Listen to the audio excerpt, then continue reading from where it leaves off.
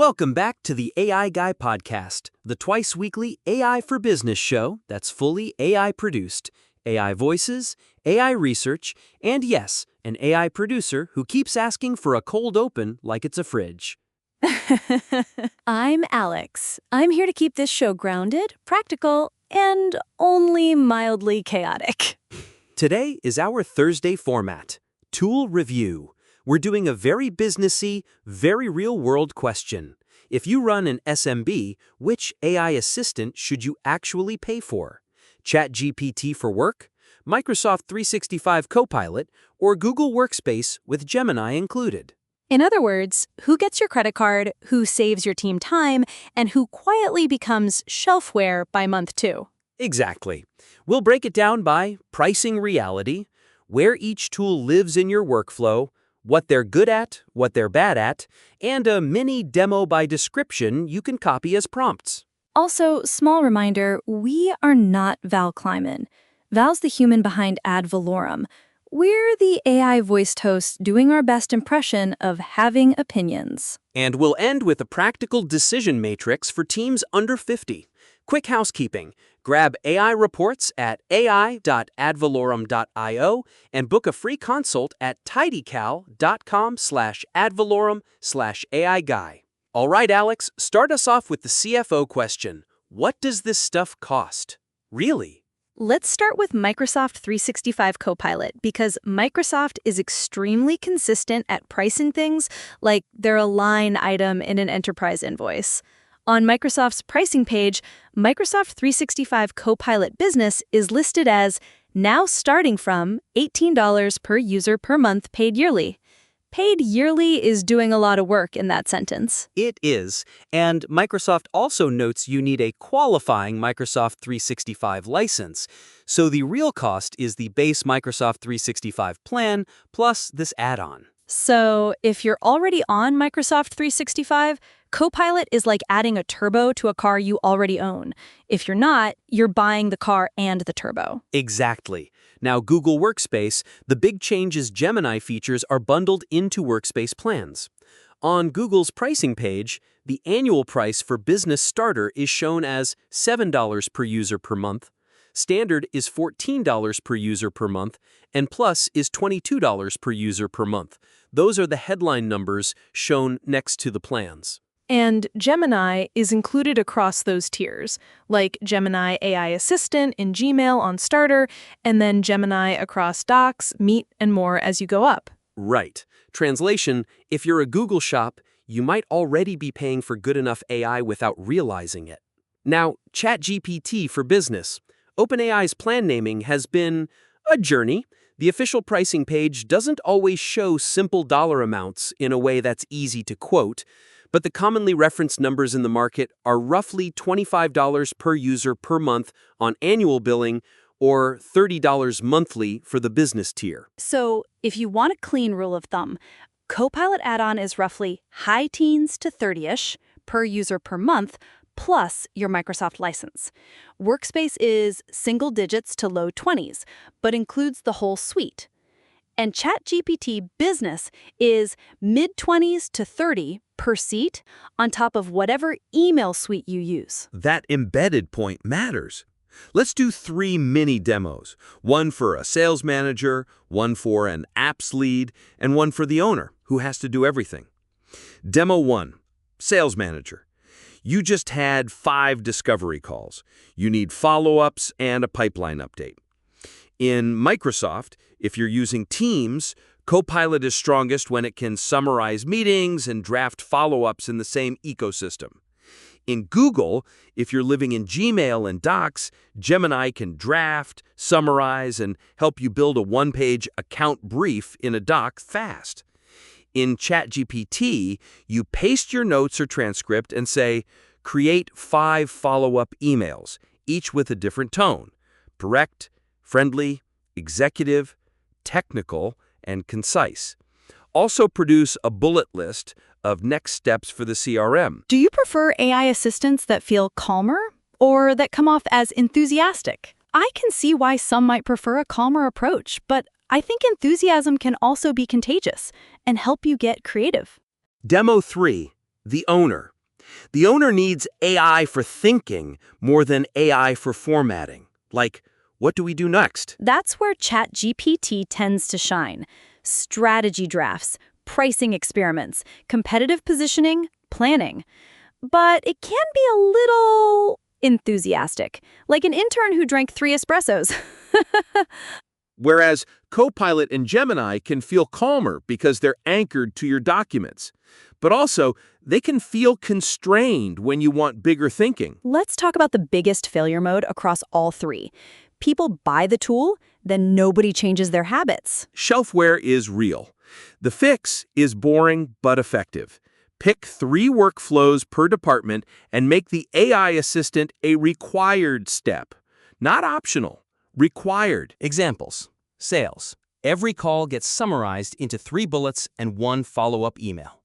Ops. Every incident gets a postmortem drafted by AI, then edited by a human. Finance. Every month-end gets a variance narrative drafted by AI from a spreadsheet export. And you need guardrails. This is where business plans matter. Admin controls, data handling defaults, access management. Even in SMB land, you need to know where data goes. Okay, let's do a quick pro-con for each. Microsoft 365 Copilot. Pros. Best if you live in Microsoft apps. Strong meeting and document workflow integration, and it feels like part of the suite. Cons.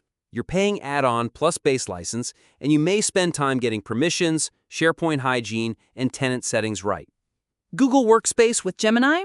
Pros, often already included, good for Gmail and Docs workflows, and it's easier for teams that live in the browser. Cons, capability can vary by plan tier, and some teams find the assistant inside everything still needs good prompting and consistent templates. ChatGPT Business. Pros. Best general-purpose reasoning and writing tool for lots of teams, great at cross-functional tasks, great at turning rough ideas into drafts. Cons, you have to operationalize it, prompts, templates, and a place to store outputs. Otherwise, it becomes the tab that people open when they're stuck. And the tab that people open when they're stuck is useful, but it's not a process. Now, let's add a bonus segment, model access and APIs for SMB builders, because a lot of small businesses are quietly building mini automations now. If you're building, Claude is worth mentioning, even though it's not our main comparison today. Anthropic announced Claude Opus 4 and Claude Sonnet 4, with pricing listed as $15 and $75 per million tokens for Opus input and output, and $3 and $15 per million tokens for Sonnet input and output.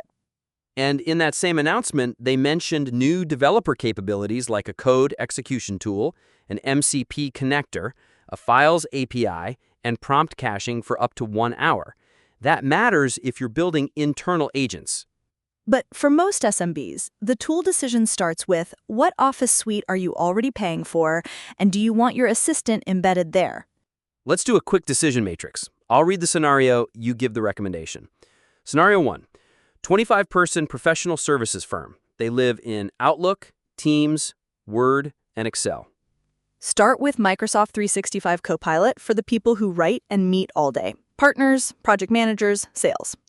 And keep a couple of ChatGPT Business seats for the power users who do strategy and heavy writing. Scenario 2. 12-person marketing agency. They live in Gmail, Docs, Slides, and Drive. Use Workspace with Gemini as the baseline because it's already in the tools. Then add ChatGPT for copywriting variants, campaign strategy, and research synthesis. Scenario 3. 8-person field services company. Techs in the field, 1 office admin, 1 owner. Let me dig deeper on a piece most small businesses miss: the hidden cost of picking the wrong assistant. When you hand out licenses for Copilot, Gemini, or ChatGPT Business, you're not just paying the sticker price. You're paying for onboarding, training, prompt libraries, integration work, and the time it takes for your team to build new habits. That adoption tax is real. If you buy 30 seats and only 5 people actually use the tool, your effective cost per active user isn't $30 a month, it's $180. So before you swipe the card, run a 2-week pilot. Pick 5 to 8 people across different roles: a salesperson, a customer service rep, an operations lead, a marketer, and one skeptic. Give them the same 3 use cases to try every day. Maybe it's drafting emails, summarizing meetings, and cleaning up reports.